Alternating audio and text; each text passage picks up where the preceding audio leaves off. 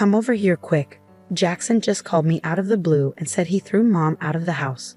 He wants me to deal with her now, I explained, feeling confused and surprised. What? That's awful. He really kicked Mom out. Come and see for yourself, Jackson urged. Oh, when I let her take Dad's memorial tablet. Why would he be so mean? Now that there's no money left from Dad's stuff, he doesn't want Mom around anymore. He sees her as a problem. I couldn't believe it. It turns out Dad had debts, and after paying them off, there wasn't any money left for us. I had no idea about this, and to make things worse, Jackson and his wife had been living in our family home all this time. It felt incredibly unfair. It's getting dark soon. If you don't come to pick her up, Mom will be sleeping on the streets. How could you be so cruel? I will never forgive you for this, Jackson, I said, feeling upset. I don't need your forgiveness. That's just too harsh, Jackson replied, hanging up without listening to me. He didn't answer any of my subsequent calls. When I finally got through to Mom, she confirmed everything Jackson had said. Angry at him and worried for Mom, I had no choice but to drive over to where she was. Let me introduce myself. I'm Lily, I'm 27 years old, and I'm in a hurry. 3 years ago, I married Mason, who's also 27, and we've been living together since. At first, we lived with my parents in our family home, but 2 years ago, my brother Jackson and his wife suddenly moved in. They claimed the house was too crowded with us there, so we had to leave. Jackson, who's 8 years older than me, has always been selfish, but his marriage seems to have made him even worse. Our family home, where I grew up, is a big house with a lot of space and land. It's been passed down from my grandfather. There's no reason we can't all live comfortably together. I wasn't happy about the situation and tried to talk to Jackson about it, but my husband, who doesn't like arguing, convinced us to leave. Around that time, my dad got sick with liver cirrhosis, and it was already pretty bad. I wanted to be there for him in his last days, but I couldn't. His illness got worse quickly, and he passed away a month ago. It's really hard not knowing that my mom must be feeling even worse than me, dealing with my brother treating us this way right after losing Dad. It's just sad. An hour later, when we got to our family home, Mom was sitting sadly on a suitcase in the garden. The front door was locked. Jackson had taken her keys. I used my keys to unlock the door and went inside with Mom. Jackson and Olivia were lounging on the sofa, watching TV like nothing was wrong. What's going on? How did you get in? Jackson asked, acting like he didn't know what was going on. I used my key to open the front door. Isn't it obvious? I replied, feeling frustrated. It slipped my mind. Leave your key, take the old lady, and go. This isn't funny. How can you be watching TV after kicking your own mother out of the house? Besides, if the house remained even after Dad's debts were paid off, Mom has a right to live here. I shot back, getting more and more angry at Jackson's attitude. I stood in front of the TV. Mom has a right to inherit this house. If you can't live with her, you should be the one to leave, Jackson, I said firmly. Shut up. This house is mine. Dad gave it to me when he was alive. Don't act smart without knowing anything, Jackson retorted defensively. What do you mean? There's no way Dad gave this house to you, Jackson, before he died, Mom interrupted, looking confused and shaking her head. Seeing our confusion, Jackson smirked and stood up from the sofa, pulling out an envelope from a room in the back. Look at this. What's this? It's proof that I inherited this house, Jackson declared proudly. The envelope contained documents proving his inheritance, prepared by a legal writer, and his real estate ownership certificate. He explained that the property had been transferred to his name a month before Dad passed away. Mom and I were stunned as we examined the documents. Why would Dad do something like this? I sighed, gazing at his picture. Why would Dad hand over the house to Jackson without talking to Mom about it? Because I'm his favorite, obviously. I convinced him that Mom would get the house after he passed away, so he gave it to me while he was still alive, Jackson bragged. That can't be. I refused to believe it. Wake up and see the truth, Mom argued. No matter how many times we looked at the document, the property was indeed in Jackson's name. All this fuss over a house, my mom muttered in disbelief. Is there nothing else left for Mom? No other inheritance? Be grateful that the debts are paid off. This can't be happening. You're not just worried about Mom. You realize there's no inheritance for you either, right? Jackson sneered. The bank card he handed over had only a few dollars on it. I wasn't expecting Dad's inheritance, but it was a shock to find out he left me nothing. This is too harsh, I thought. To make things worse, Olivia was laughing at us, enjoying our misery. "Just leave. You poor people don't belong here," she mocked. Jackson and Olivia pushed us out of the house forcefully. "Ouch, that hurts." Mom cried out as she fell and scraped her hand. Blood started to trickle out, so I quickly wrapped it with my handkerchief. Tears of frustration rolled down my cheeks. Seeing me upset, my mom gently wiped away my tears. Her eyes were filled with sadness too. "Mom, our place is small, but you can stay with us," I offered. "But I don't want to bother Mason. I'll find somewhere else to stay," Mom protested. "Don't worry, I can't just leave you like this. I'm going to call Mason right now." "Just wait," I assured her. Wiping away my tears, I grabbed my cell phone and dialed my husband's number. Mason answered after a few rings. "Hello?" "Mason, I'm sorry to bother you out of the blue. Mom has been kicked out of her house," I explained.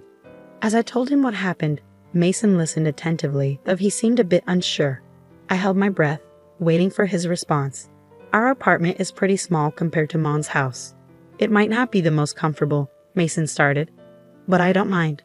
Bring your mom over. We've been helped out in tough times too. We should help each other when we can." "Thank you so much, Mason," I said gratefully. "My husband is such a kind person. He couldn't leave someone in need." We quickly took Mom to our apartment, and from that day on, we lived together. But living with 3 people in our small apartment was tight. We didn't have enough money saved up to buy a house yet, but maybe moving to a slightly bigger place in the future would be a good idea. It was heartbreaking to see Mom squeeze into our small apartment. As my husband and I browsed through property listings on the computer, Mom's phone rang. After a brief conversation, she dropped a bombshell. "Why don't we move to my Highlands condominium?" she suggested. "Hold on, what Highlands condominium?" I asked, completely surprised. Mom went on to explain that my wealthy grandfather had been a big spender, leaving my grandmother with no choice but to sell their farmland to keep up. As for Dad, he was also known for spending a lot. And besides the house, we didn't have many assets. Worried about our future, Mom had wisely invested her earnings from before she got married in real estate. My husband and I were floored. It turns out, Mom not only owned a condominium in the Highlands, but also managed an apartment building, earning a significant income from her investments. "I can't believe it. I'm sorry for not telling you sooner," Mom apologized. Anyway, the management company just called. "There's an opening in the Highlands condominium. We can move in next month. What do you think?" she proposed. We couldn't refuse such a generous offer. Plus, the Highlands condominium had 3 bedrooms, a living room, a dining room, and a kitchen, all just a 5-minute walk from the station. It was much more comfortable than our current situation. "Thank you, Mom, but we might only be able to afford the same rent as we do for the apartment." I expressed my concern. "You don't need to worry about that. We have to do things properly even if we're family," my mom insisted. "Oh, I need to let the landlord know we're moving out." Seeing my husband and me smiling with happiness, Mom's face lit up too. Time flew by as we got ready to move into our new home at the Highlands condominium. Before we knew it, 2 months had passed since we settled in. As I was getting ready to go shopping, I was surprised to see the Jackson couple suddenly appear at the entrance of the condominium. "Why are you, a poor person, living in the Highlands condominium? Did you come into some money or what?" Olivia sneered. "Of course not. The Highlands condominium has always belonged to my mom," I replied firmly. Both Jackson and Olivia were shocked. "What?" they exclaimed together, staring up at the tall building. I couldn't help but laugh at their confused and silly expressions. Jackson's face turned red with anger. "That deceitful woman. I can't believe she kept this from us while pretending to be poor." "My mom never said she was poor. You just assumed that, Jackson. Plus, she inherited a big house. What's wrong with that?" I argued. "That's not the point. Don't shout here. It's rude to the other people living here." "And how did you know I was here?" Jackson demanded. Jackson said that when he couldn't reach Mom, he tracked her down using her phone's location. Olivia explained. "Why are you trying to contact Mom now after kicking her out?" "I bet something mean again," I accused. "Regardless, if Mom is here, I want to see her. Let me in now," Jackson demanded.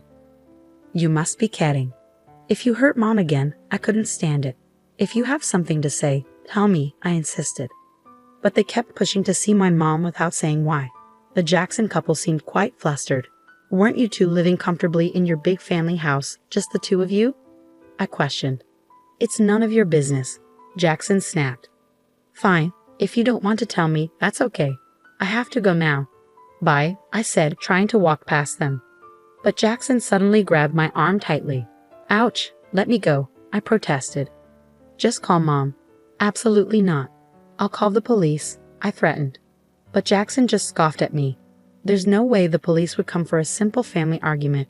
Even if they did, there's no way you could sue me for just grabbing your arm. Feeling defeated, I stayed quiet.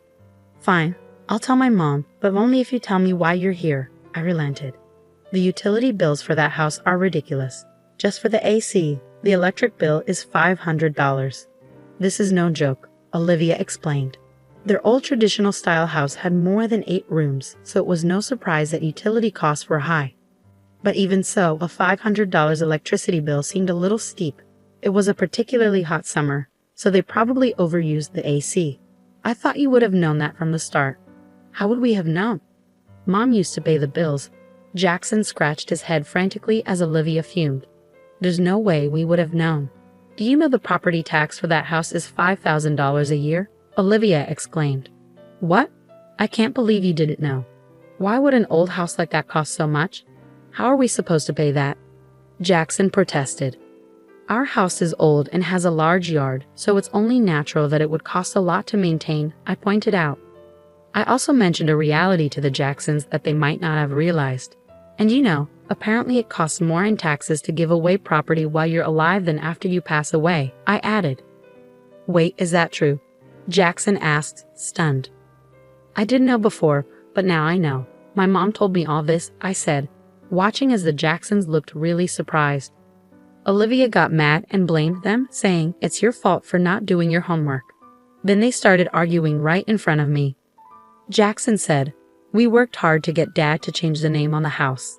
And now this is too much. I can't believe Dad did something sneaky like this. He even said it would be better to give it to me than to Mom. That's not fair. I realized, feeling shocked by my dad's actions. Taking advantage of the situation, Jackson said something surprising. You can have the house. Let's trade it for this Highlands condominium. Confused, I responded, what are you saying? The house isn't mine. It belongs to Mom. Please talk to Mom for me, I beg you. I'll just pass on your message, nothing more. What on earth are you even talking about? Jackson snapped, feeling foolish for even talking to them. I gave up on shopping and started walking back into the Highlands condominium through the entrance. But the Jacksons tried to follow me, which surprised me. I'll sue you for trespassing, I warned them. You just said that wouldn't be a legal problem, Olivia shot back. It seems like they won't understand until they face a real consequence, I sighed in frustration. I called out to the management office next to the entrance. Excuse me, could you please call security? Someone who doesn't live here is trying to get in. Wait a moment, the security guard, who was always on duty at the Highlands condominium, rushed over immediately. With the big security guard standing in front of them, the Jacksons looked startled. Once again, I warned them to avoid a repeat of the situation in the future. I didn't call the police just now because you only grabbed my arm. But if you try to use force or come back to the Highlands condominium, I will really call the police, understand? Don't make us do that. If I see you again, I'll report it, so go back to your mansion from Dad. Got it? I told them firmly. Looking scared of the police, the Jacksons quickly backed off. I returned to my apartment and told my mom about what happened with the Jacksons. But why did Dad let Jackson inherit the house? I asked, feeling sad. My mom smiled. Dad must have had a reason when he let Jackson inherit the house. He didn't want to trouble-meter you, Lily. Even though Dad wasn't very interested in money, he cared a lot about me. Remember, he always said he loved you, Lily, so much, she added. Really? I was so happy to hear that my dad cared about me so much. When my mom heard about the house from Jackson, she muttered, is he going this far? Because she realized he had given Jackson a serious punishment, even though Jackson was always selfish. You knew how Dad felt, Mom? I asked, surprised. Of course, dear. We've been together for 38 years. I know what he's thinking without him saying a word. Besides, Jackson never took care of Dad when he was sick, my mom explained. I misunderstood Dad. I feel terrible.